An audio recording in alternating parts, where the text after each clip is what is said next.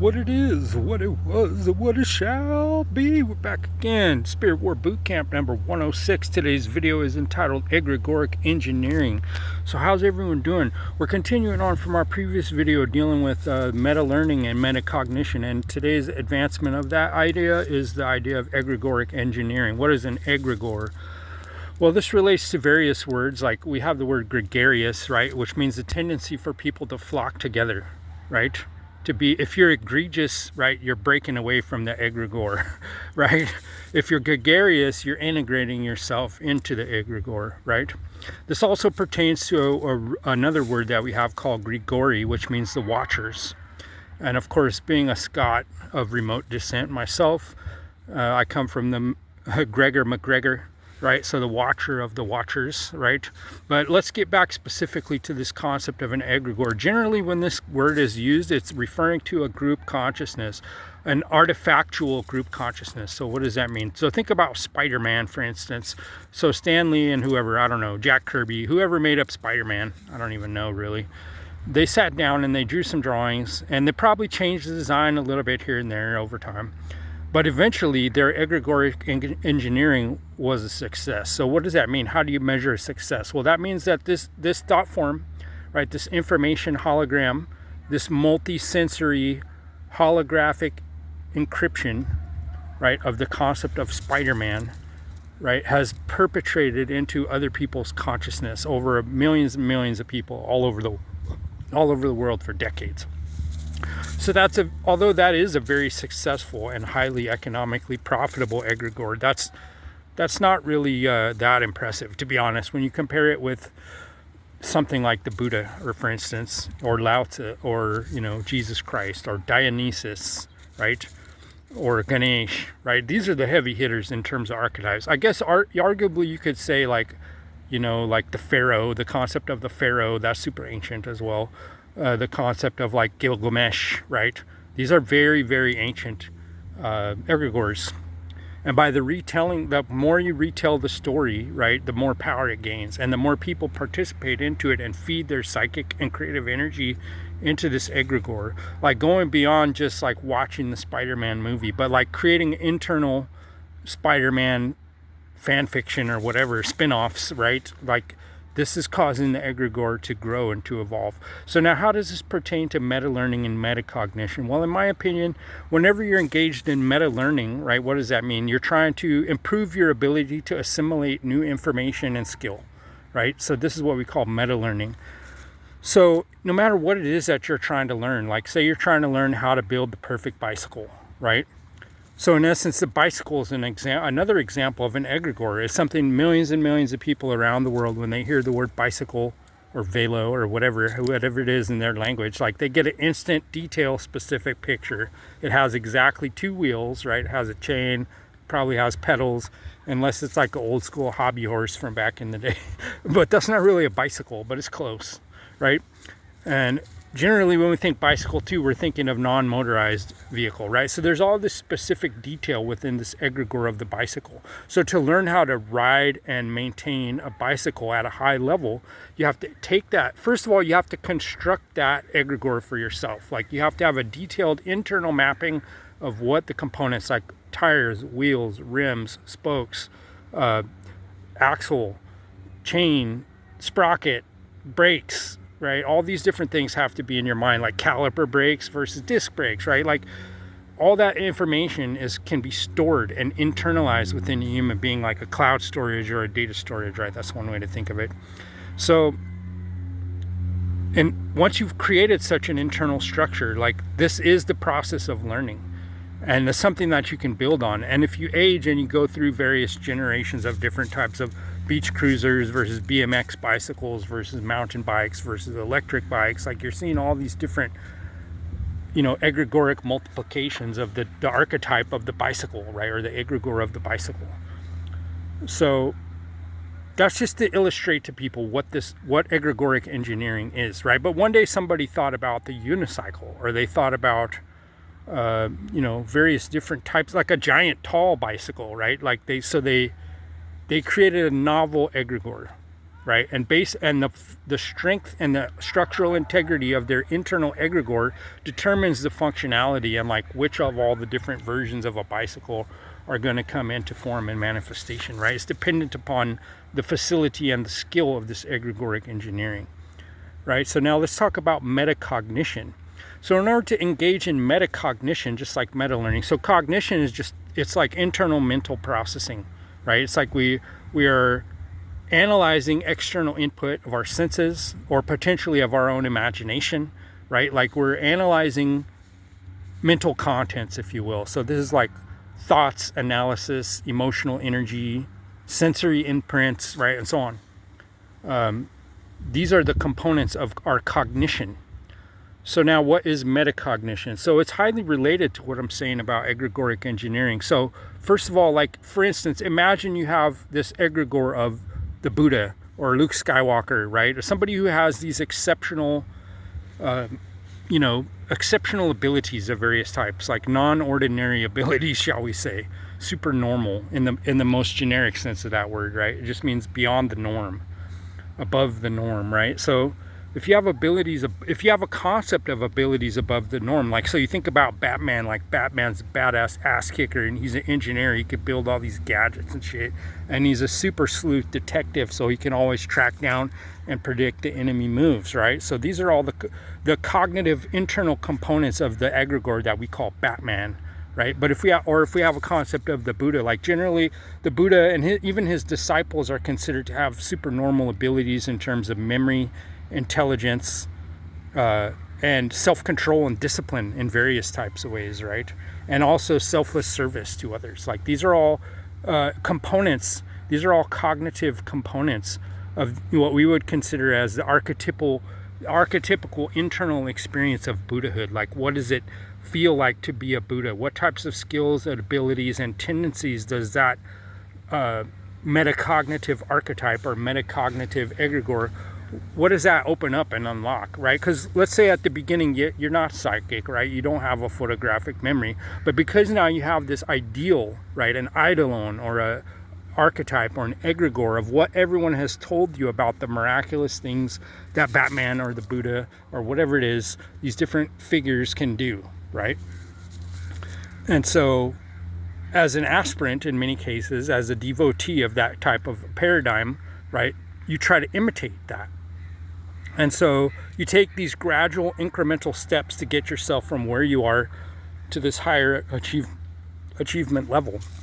And of course, there's thousands of years of, inherited sort of path work, right, that we have, these instructional methods and techniques such as pranayama, dhyana, meditation, mental focus, breath control, and heart rate control, the ability to cause the brain at will to enter into various different brain states, conscious awareness states, to enter stasis, right, to affect your own heart rate and breathing and so on like that, and within a fine level of control, right? So in order to achieve that, you first have to have this internal archetype, right? You have to have this egregore of potential of where you could get from where you are. And you also, it's very helpful to have the idea that someone who has previously achieved those types of skills can pass on advice and guidance to you to how to get to where they are. Now, here's where we're going to get crazy. We're going to start talking about time loops, or what's called the closed time-like curve in physics. So now imagine expanding on our previous consideration in terms of these internal archetypes, meta-learning, and metacognition, by which we're seeking to advance our skill. And then we have this archetype, which is our egregore, right, that we've built up through a community of adherents or believers or disciples, right, or students, whatever you want to call it. They cooperate together and they're all trying to inspire each other and give practical advice on how to advance along the pathway to these superhuman achievements, right? In ancient India, in the Tantra, they had these things called the Mahasiddhas, and they had all kinds of really amazing types of skills. And whatever you may believe about the story, the fact of the matter is there's wide variability amongst human capacity. So there's levels of capacity and skill we know, whether it's something mundane like hitting a fastball or free climbing some crazy ass mountain, or, jumping motorcycles, motocross bikes, or whatever it is. We've seen people, all of us have seen somebody do something that was so amazing we can't even imagine. So how did that person achieve that? They engaged in an incremental process of metacognition and meta learning to get their mind and their body to synchronize onto this projected future capacity that they want to obtain. And because they didn't give up, because they were persistent, and because they engaged in a cybernetic course correction of self-improvement. So in other words, you make an attempt, you evaluate, you're like, I did this part good, this part needs work, and then you reassess, and then you take another iteration of the cybernetic cycle over and over and over and over and over. So in Buddhism that I practice, it's very important, the concept of aspirations. So that's like you're shooting your arrow, you're aspiring, and you're like, here's my goal. And then you have what's called the sadhana, which is like a method of accomplishing the goal. And to the degree of fidelity that you have to the sadhana, and the more you do it and the more consistently you do it, especially you do it when you're feeling bad or when you're feeling good. You're doing when it's hot or cold or windy or whatever the conditions are, you persist. And by doing so, you obtain an increasing degree of facility under all these different adverse circumstances until your sadhana or your samadhi, right, your mental focus becomes unobstructable and undisturbable. And that's where your progress starts to peak. It starts to reach an asymptote, right? Like that's what we call the satori moment, or the sudden enlightenment moment. Like once you build up a certain amount of momentum, I feel, through causal mechanics, through cause and effect, right? Once your discipline reaches a certain level, your achievement of the goal eventually becomes inevitable. And so that's when you have this breakthrough moment. And it's like you kind of get a little shortcut to come to the end. So how do you achieve that? Well, use metacognition, use meta-learning, and use egregoric engineering. Okay? These are the three things. So now let's get deeper into how do this egregoric engineering be achieved. So most people know, and they've heard a lot of bullshit online about secret societies and initiations. Most people have never thought about that in any degree of depth, but most people have seen like a mafia movie where to get made, you know, you have to make your bones or something. You have to do some kind of murder or extreme violence so that you're blood in, blood out. You know, you're like connected karmically with everyone else to such an extent that you can't easily leave. So it's, of course, all the cults of the world, like Scientology, Mormonism, they try to create this exact same dynamic, right? But this is the malevolent type of it. What I'm talking about is, imagine the inverse of that. So instead of aspiring to become a member of a group of, you know, bloodthirsty, money-grubbing thugs or, you know, tyrants, right? Instead of blooding in with them, you blood into the Enlightenment mafia, right? You blood into the mafia of exceptional human abilities and independence, right? So you blood into that. So once your commitment to that reaches a certain threshold, or your openness to receive the potential that's there.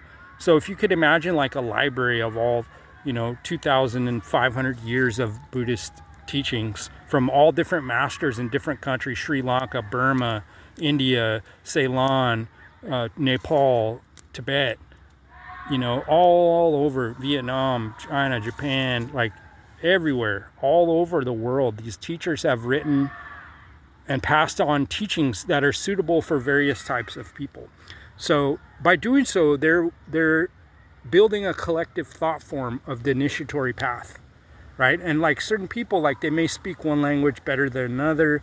So, you know, some people are very athletic, some people are more artistic, some people are more, you know, intellectually oriented in terms of communication, right? So they all have different skill sets, but they can all build a collective thought form or in a collective archetype of the sum of all their contributions.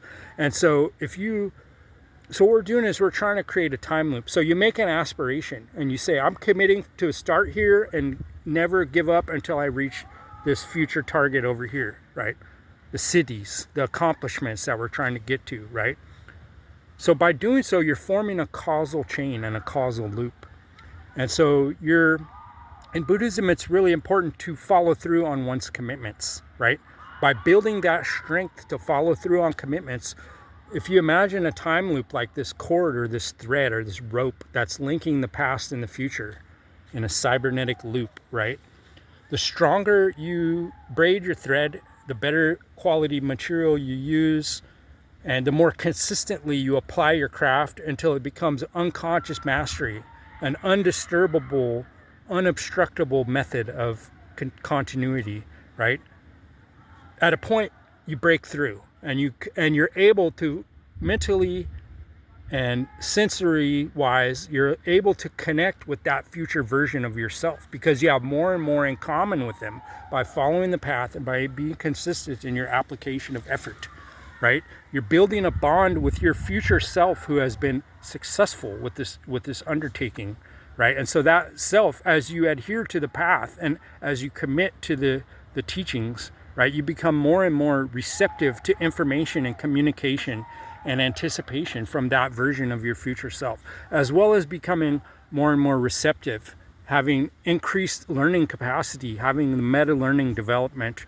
You're able to receive more and more of the teachings that your teachers and your ancestors and everyone has passed on to you to try and make your trip faster than theirs, to give you a helpful advice that accelerates your path and removes obstacles, right?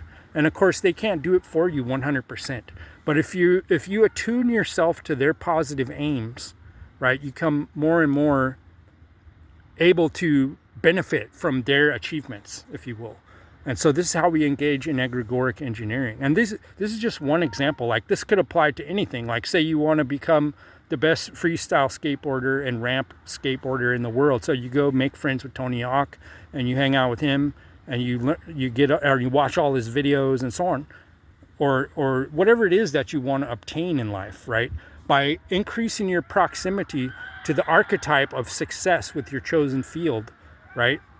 And by being able to internally recreate that archetype and their process, the more and more fidelity you gain to the process, it's like you get this free kind of boost with that. So it's like, what do they call it? Like matching contributions or something like that, right? So it's like, this is how we engage in egregoric engineering. Now, the other great thing about egregores that I haven't gotten into yet is how it's a shared thought form, and how there's this like 100 monkey effect, right? So if you're around 1,000 people that have attained exceptional skill in certain different areas, your ability to model that internally and to replicate it goes up, up, up. And so a lot of people look at the world, including myself right now, and there's so much pain and suffering and ignorance and violence and every form of human-induced catastrophe that humans can possibly produce through cooperation. They're all producing that. But the thing is, people opt in and opt out.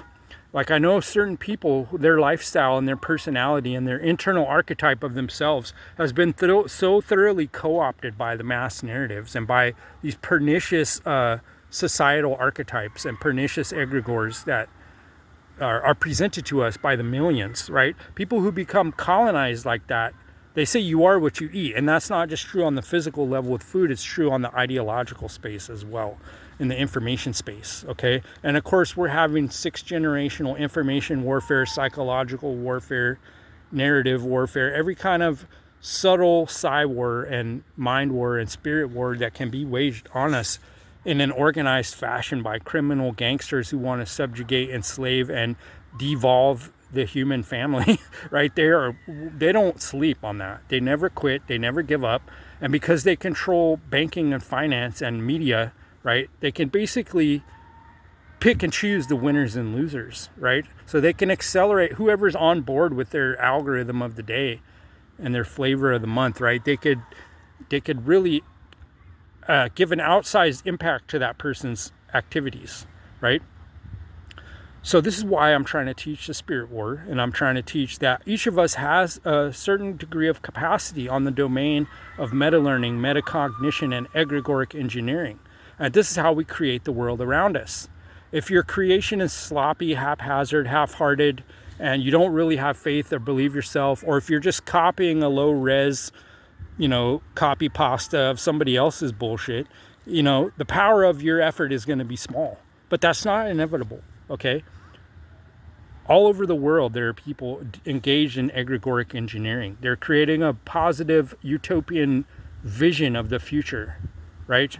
And in my opinion, the key ingredient and the defining characteristic of utopian visions for it to function is cooperation, and to have common goals with a large group of people, to have egregoric engineering so that we can have a cohesive ideological nucleus around which we can all collaborate and cooperate, right? That's very important as well. And so wherever you see success with that in the world, you're going to see this utopia come into view. So all I want to say is examine that within your own life. Who's fertilizing your psi? Who's fertilizing your consciousness? Who's meta-programming you through your metacognition and your meta-learning? Are you a passive recipient of that, or are you the one that's influencing others? I'm not saying that you should or you have to, right? I'm just saying, think about that. Which direction is the willpower and the creativity flowing in your life? Are you a passive recipient of that? Are you being fertilized from an external source of that? Or are you a fountain of ideological engineering? Do you create paradigms? Do you create artworks? Are you engaging in egregoric engineering through music, through mathematics, through visual arts, through poetry, through physical fitness, through societal community organizing, through agriculture, through medicine practice, through whatever it is, you know? Which side of the give and receive are you on? And have you chosen the role models, and have you chosen the archetypes and the egregores that are going to truly lead you to bliss and a communal utopian vision, right? Where is your egregore really leading you? Are you at cause of that, or are you at the effect of that, right? These are the questions to ponder. Now, of course, I've been spending many decades engaged in all this, and I have a vast repertory of, methods and techniques and tactics, which I've collected. Like, I didn't create most of them. I did create some. For me, I learned from myself the concept of this egregoric engineering and time looping to myself. Like, I came up with that. And then after a few years of me privately engaging with that, I'm starting to see more and more people get into this retrocausal loop and this temporal cybernetics, right? That allows us to create time loops. But of course, like I was trying to illustrate previously, like, this is all embedded in the Tibetan Tantra sadhana. And I think most forms of sadhana and yidam practice all over the world in different faiths and different religions, right? They already knew what I'm telling you. It's for us, we have a modern scientific vocabulary that's compelling to us. Like, it's easily for most of us to visualize these scientific and technical metaphors, because that's the world that we live in. So you could equally well, state these ancient spiritual practices in these kinds of modern terms. It's just another way of looking at that. But because we have faith in so-called cybernetics and artificial intelligence and these recursive processes that are created, such as an algorithm, right? We know what that is. We have a day-to-day experience of that, and we have a vernacular concept of that that's shareable. So my idea is that let's try to utilize that on a mass scale for humanity, who's many millions of us or billions of us are living in this technological type paradigm right now. So in order for us to cooperate, we got to work with what's right in front of us. We don't want to be having to indoctrinate other people with all kinds of new shit, right? Let's just take the building blocks that are right in front of us as a shared common human heritage, and let's build on that cooperative fashion to reshape the world in a sustainable image, in terms of, not being destroyed by wildfires and natural disasters and geoengineering bullshit, or by cyber polygon pandemic cyber attack, right? Like, we don't have to be subject to any of that stuff, right? But in order to get from where we are now to where we're totally free of that, the process is what I'm saying. It's engineering of egregores to create the vision of a world and the vision of ourselves as an individual that's an effective co-participant in the creation and maintenance of this utopian agrarian vision. For me personally, I don't want to live in any kind of urban cement nightmare. That's hell to me. I like natural energy. I like to smell this eucalyptus leaves on the ground, gassing off these incredible perfumes and aromas, I want to be able to look at these different these nightshade plants and these Atropa belladonna plants and their tiny little black tomatoes that grow on them, just like my forefathers, right? I know the forefathers have taught me the incredible power and medicine and internal technology that is made viable to us by participation in this natural life-giving matrix. And it makes everything so much easier. You don't have to create anything from scratch, right? You don't have to build any artifice or artifacts really that much to be your source of health and vitality, right? You don't have to have a plastic card and a RFID chip to give you access to life force, right? That's insanity. It is. It really is. When we have a self-generating negentropic life field surrounding us all the time. Now imagine you learn to lean into that and your life is sustained, your health is sustained, your physical vitality and your incredible mental acumen is all sustained by a co-participation in this negetropic, infinitely creative natural matrix. So that frees you up to do rad shit with your time. Like you could go swim in the ocean, you can go climb on the mountains, you can sit around and play music and weave tapestries all day, or make clothes for yourself, or do whatever, gather food, get all yoked and jump around, have a good time. That's what humans are capable of, that, and we've been doing that for thousands of years. But now we have this kind of mental illness of the pernicious egregore of the tech dystopia, where Elon Musk is pump and dumping the entire world economic market to funnel money into his different deals, right? Because why? How is he able to do that? How can everyone pump and dump all these crypto coins? Because they're egregoric engineering. They're using the psychic power, the attention and mental focus of billions of people to enrich and enrich themselves and to pump and dump their way through life. But in a world where we have an internal egregore of a natural agrarian lifestyle, none of that would ever be possible.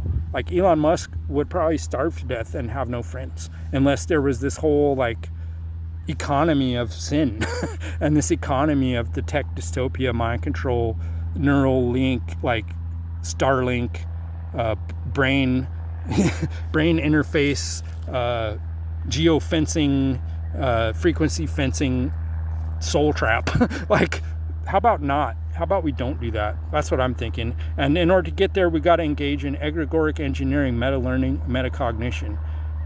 Who's in? There's plenty more to tell. See you next time.